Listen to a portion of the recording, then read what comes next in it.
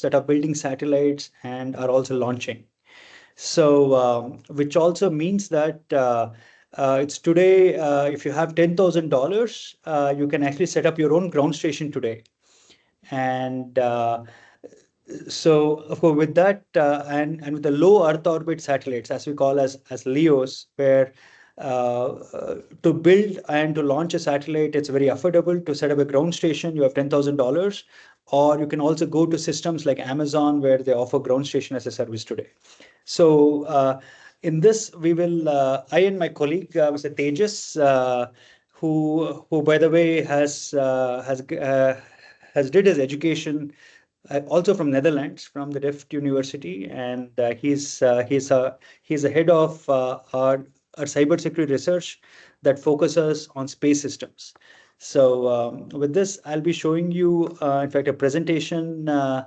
So that we can actually show the vulnerabilities that exist within the space systems. One second. I have a small request because to share the presentation, I'll have to reopen the Teams. So I'll just be back in a minute.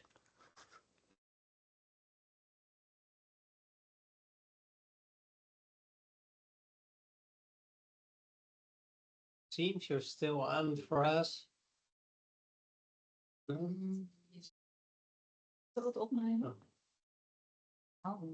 Let's see when he comes back.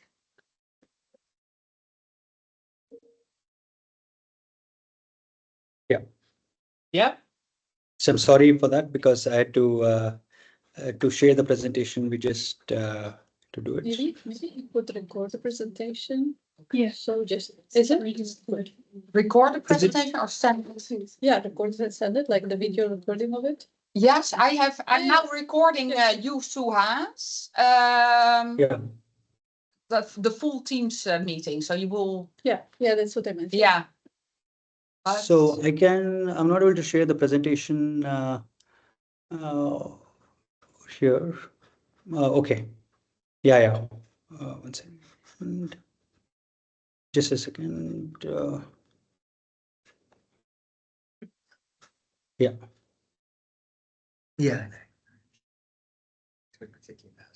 Do you want to share your screen with us?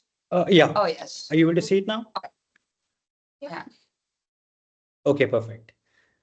So it should be an elevator pitch. So we have we'll keep it very 4 short. minutes. Yeah. Okay. We'll keep it very short. So I'll just skip on the introduction on the company. But it's my favorite quote, right? So when we talk about space systems, it's always it's understood that security by obscurity, but it so happens that to hack a satellite, it's extremely easy, and it's very unfortunate. But it's also because it's either two things: either it's not out there in the media when space systems get hacked often, or they think that it's way too complex. But when in the conflict between Ukraine and also Russia, we've seen how the SATCOM terminals by Viasat was compromised, and we've also seen some of the recent incidents from our own adversaries, where we've seen attempts to hit our ground stations and the space systems was quite often. So the attack surfaces for any cyber attacker or a state-sponsored hacking group to hack into space systems is usually the ground segment. They do compromise for ground stations, which are sending telemetry commands to the space systems, or the other vulnerability that we've also seen is you can also set up a ground station, and you could do command intrusion. Can you do denial of service? Yeah. No.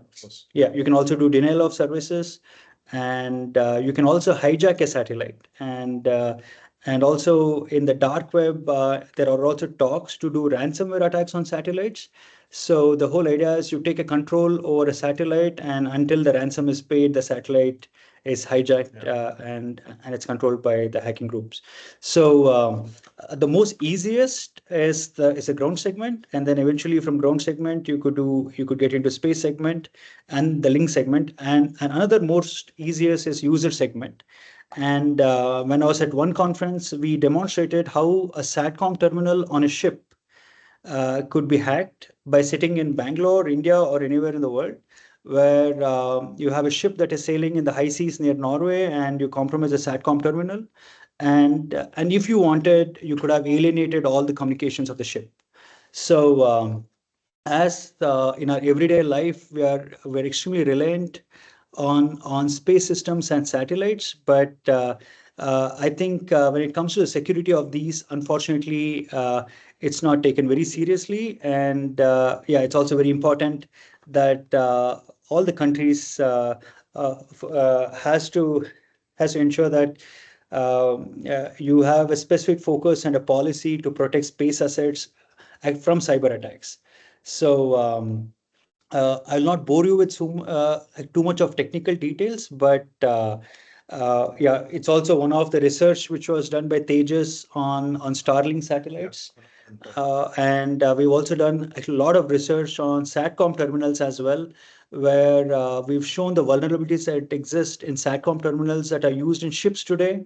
So if you hack a SATCOM terminal, then you can either change the navigation of the ship itself, or you can alienate the communication of ships.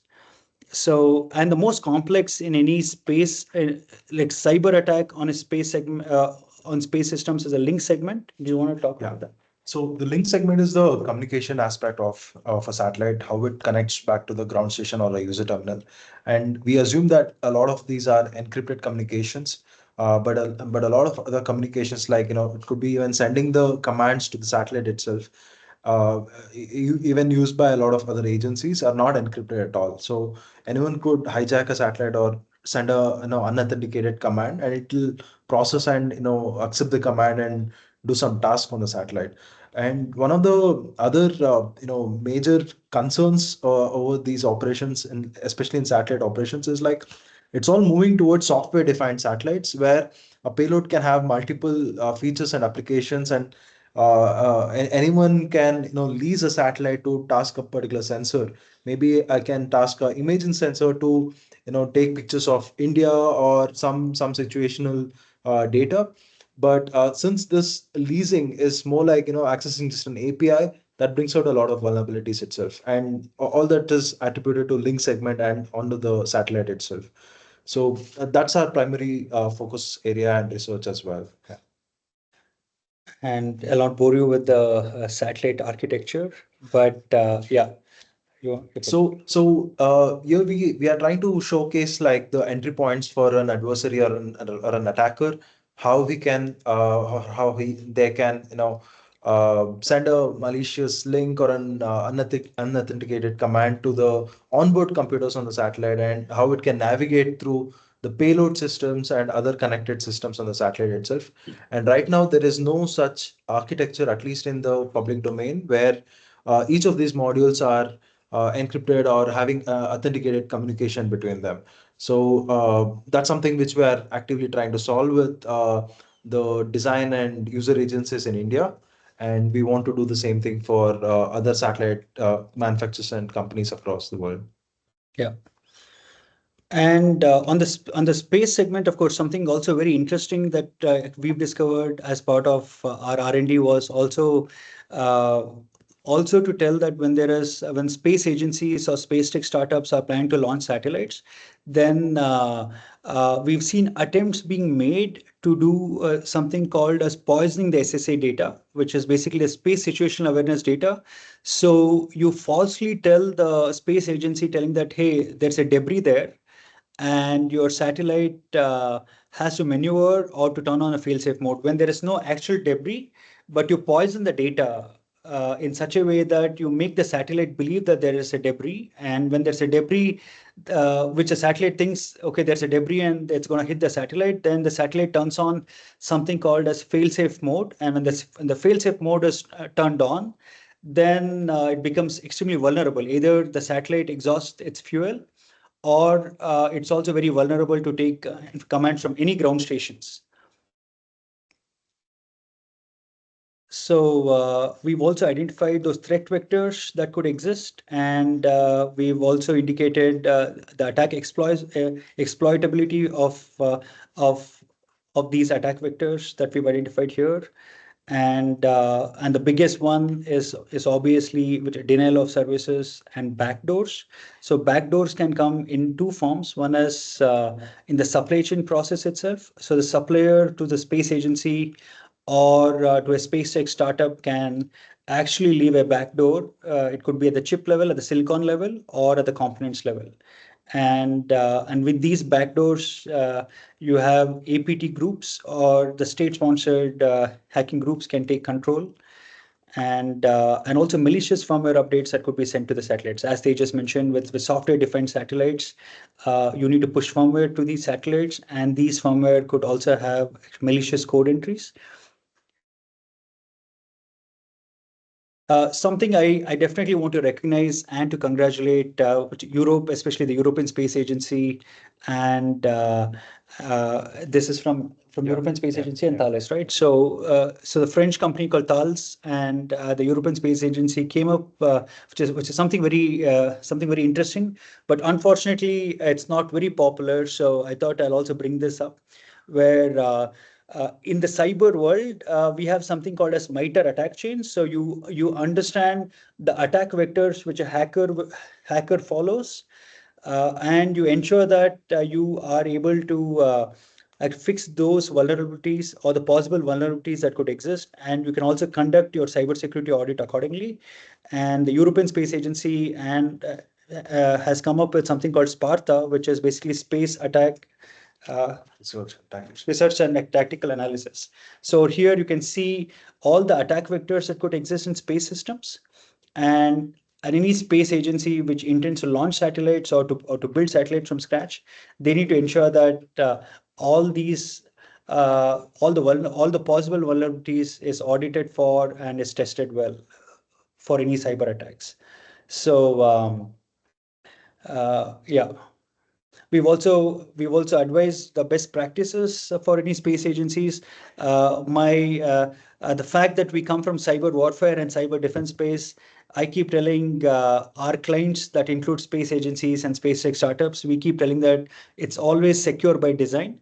But with advent of AI coming in, of course, attack vectors keep evolving, and you have dark web AI tools that could help the adversaries or these hacking groups also to tell which could be the possible attack vectors that they could focus on. So yeah, so with that, I would like to conclude that it's a very interesting phase that we're living in with more and more of dependencies on satellite systems. It's extremely important to ensure that they're protected, and the fact that access to space systems or access to ground stations is extremely easy today. Like you can go to Amazon and you could rent out a ground station today. So which also makes the space systems very, very vulnerable. So with that, I would like to conclude. And if there is anything that you would like to ask, we're happy to address the queries. Thank you very much, Suhas. I don't know, it's for some of the people around the table, it's still technical presentation, but we get the understanding that we need satellites for communications. Either in Ukraine at the moment they're using it, but you can imagine if the NATO top here is in The Hague, there needs to be critical communication during the whole operation. So it's really important as well. And it's logical that Suhas set up a company in The Hague, because the space agency in Noordwijk is around, Well, he aligns the ethical hackers community in India, and it's closely aligned to ethical hackers in the Netherlands. And as Suhas said, his colleague has been educated here at Tech University of Delft, so it makes the circle go around. So thank you very much. It brings a piece of the puzzle to the story to the people in the media. If we have follow-up questions, we come back to you later on. Yeah, Thank absolutely. you. Yeah. Thanks a lot. I Good thank luck for anything. HST for this opportunity, and yeah, I'm happy to address any queries. Okay. Thanks a lot thank for the you. opportunity. Good luck. Yes, thank you so much. Bye. Thank you. Bye-bye. Thank you. Bye. Bye. And it also makes the story comes around because Graciela and her colleagues, they opened this meeting. They also are responsible